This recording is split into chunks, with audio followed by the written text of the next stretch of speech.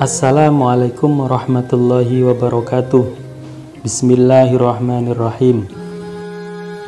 Kali ini Aas Ibad akan membacakan uraian tentang pengingkar sunnah dan kisah seorang juru tulis wahyu Nabi yang murtad karena mendengar salah satu ayat Al-Quran. Sebelumnya, jika berkenan, silakan subscribe channel ini, like, komen, dan share agar bermanfaat bagi banyak orang. Para pengingkar sunnah dan kenabian menyatakan, kita tak butuh wahyu, kenabian, dan sunnah. Menurut mereka, dalam diri manusia terdapat autosugesti. Dengannya seseorang dapat bertanya pada diri sendiri. Argumen yang mereka ajukan adalah sabda Rasulullah, bertanyalah pada dirimu sendiri, meskipun para pemberi fatwa telah berfatwa kepadamu. Para pengingkar sunnah dan kenabian juga berdalil dengan Khidir. Menurut mereka, Khidir tidak perlu syariat, nabi, dan kitab samawi. Khidir sudah cukup dengan sugesti pribadi, pencerahan pribadi, dan keterbukaan jiwa. Ia tidak perlu lagi kehadiran Nabi Musa alaihissalam untuk mengungkap tentang pemahaman. Dalam pandangan Khidir, menurut mereka, pengertian akan halal dan haram, yang hak dan yang batil, serta benar dan salah tidak diperlukan seperti kita ini. Orang-orang seperti mereka itu banyak. Contoh sederhananya adalah apabila ada orang yang berkata, telah melintas di benakku, terlintas di hatiku, dan seterusnya, lalu mereka menyatakan apa yang menjadi visi dalam hati mereka. Mereka terus memfokuskan diri terhadap berbagai perasaan serta ide yang berputar di hati dan pikiran mereka. Lalu mereka memproklamirkan bahwa ide dan gagasan yang mereka tuangkan itu benar dan tepat, dan bahwa ide dan gagasan itu bersih dari kotoran serta berbagai pengaruh. Maka dalam anggapan mereka, ilmu-ilmu ilahi dan hakikat ketuhanan telah tersingkap di hadapannya. Mereka menganggap telah mencapai pencerahan, penyingkapan, dan lintasan hati hingga mereka mampu mengetahui rahasia tentang segalanya. Mereka juga menyatakan hukum-hukum syariat pada umumnya hanya untuk orang-orang bodoh dan awam. Agama hanya untuk mereka yang berpikiran praktis, sederhana, dan orang-orang pelit. Beda halnya dengan orang-orang khusus yang mempunyai akal yang jernih, hati yang peka, perasaan yang luhur, dan intuisi yang tepat. Mereka itu tidak lagi butuh teks, kitab samawi, dan hadis Nabi. Mereka cukup mengatakan bahwa mencuri misalnya termasuk perbuatan yang mendatangkan bahaya, dan untuk menjatuhkan sanksi, mereka tidak perlu teks yang mengatur. Demikian juga pembunuhan dan dosa-dosa besar lainnya. Untuk mengatakan bahwa perbuatan tersebut mendatangkan maudharat, maka mereka tidak perlu memerlukan teks-teks keagamaan. Beberapa di antara pengingkar sunnah itu ada juga yang mengaku mendapatkan wahyu. Allah Subhanahu wa Ta'ala berfirman, "Dan siapakah yang lebih zalim daripada orang yang membuat kedustaan terhadap Allah atau yang berkata, telah diwahyukan kepadaku, padahal tidak ada diwahyukan sesuatu pun kepadanya, dan orang yang berkata, aku akan menurunkan seperti apa yang diturunkan Allah." Contoh yang seperti mereka ini telah muncul sejak di zaman Nabi, diantaranya Rahman al-Yamamah atau yang sering dikenal dengan Musailamah al-Kadzab bersama istrinya Sajah, dan satu lagi Al-Aswad al-Unsi. Mereka ini berlaku layaknya seorang nabi dan merasa mendapatkan wahyu. Mereka bertanya kepada hati mereka dan meminta petunjuk kepadanya.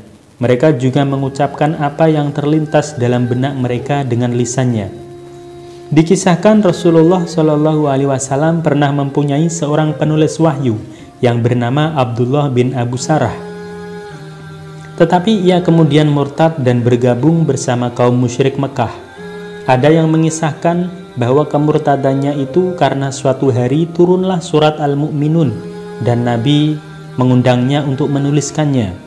Ia berhenti setelah sampai pada ayat, dan sesungguhnya kami telah menciptakan manusia dari suatu saripati yang berasal dari tanah. Kemudian kami jadikan saripati itu air mani yang disimpan dalam tempat yang kukuh, yaitu rahim. Kemudian air mani itu kami jadikan segumpal darah, lalu segumpal darah itu kami jadikan segumpal daging, dan segumpal daging itu kami jadikan tulang belulang. Lalu tulang belulang itu kami bungkus dengan daging. Kemudian kami jadikan ia makhluk yang berbentuk lain. Sampai di sini Abdullah bin Abu Sarah terheran karena mendengar perincian penciptaan manusia yang amat detail. Kemudian ayat tersebut ditutup dengan firman-Nya, "Maka Maha Suci Allah, Pencipta yang paling baik." Lalu Rasulullah Shallallahu Alaihi Wasallam bersabda, "Demikianlah yang diturunkan kepadaku." Akan tetapi Abdullah bin Abu Sarah bimbang. Ia bergumam, "Jika Muhammad itu benar, maka aku pun juga bisa mendapatkan wahyu seperti dirinya. Dan jika ia dusta, maka aku pun dapat berkata seperti apa yang ia katakan." Dalam dua kondisi itu, yang dikehendakinya adalah bahwa wahyu bisa saja datang kepada setiap orang, dan ia bisa menjadi seorang nabi yang benar-benar nabi. Berdasarkan hal itu pula, maka seseorang tidak perlu nabi ataupun sistem kenabian. Oleh karena itu, Abdullah bin Abu Sarah kemudian murtad dan bergabung bersama kaum musyrik Mekah hingga penaklukan kota Mekah. Setelah peristiwa tersebut, Abdullah bin Abu Sarah kemudian kembali memeluk Islam lagi dan menjadi orang yang sangat taat. Dikisahkan juga An-Nadhr bin Al-Haris juga termasuk orang yang mengaku menjadi nabi dan berfatwa layaknya seorang nabi. Ia menyatakan setiap orang dapat menjadi nabi bagi dirinya sendiri. Di antara wahyu dusta yang sempat diabadikan adalah, "Demi wanita penggiling yang menggiling gandum dan wanita yang membuat adonan hingga jadilah ia adonan, demi wanita tukang roti yang menjadikan roti dan wanita yang menyuapkan suapan."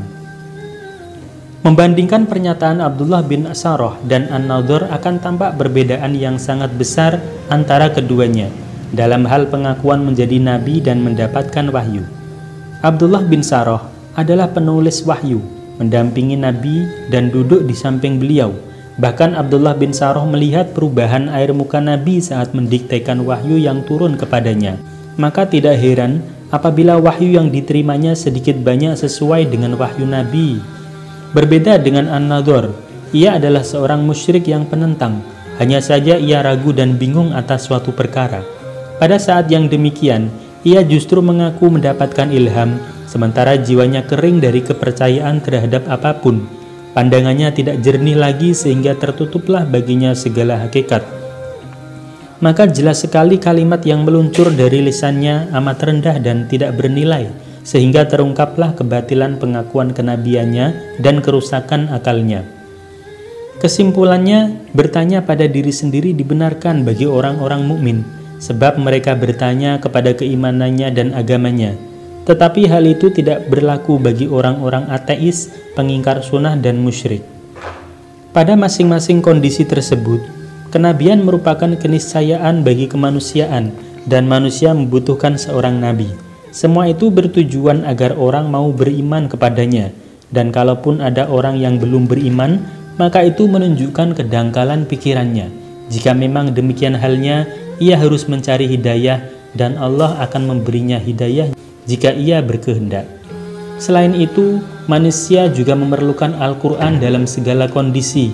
Sama halnya ia membutuhkan sunnah Nabi, sebab Al-Quran membutuhkan tafsir dan penjelasan, dan tidak ada penjelasan melainkan ia datang dari seorang Nabi. Sebaliknya, tidak ada Al-Quran melainkan melalui Nabi Muhammad SAW. Wallahu a'lam bishawab. Demikian kajian kita hari ini, semoga bermanfaat bagi kita semua.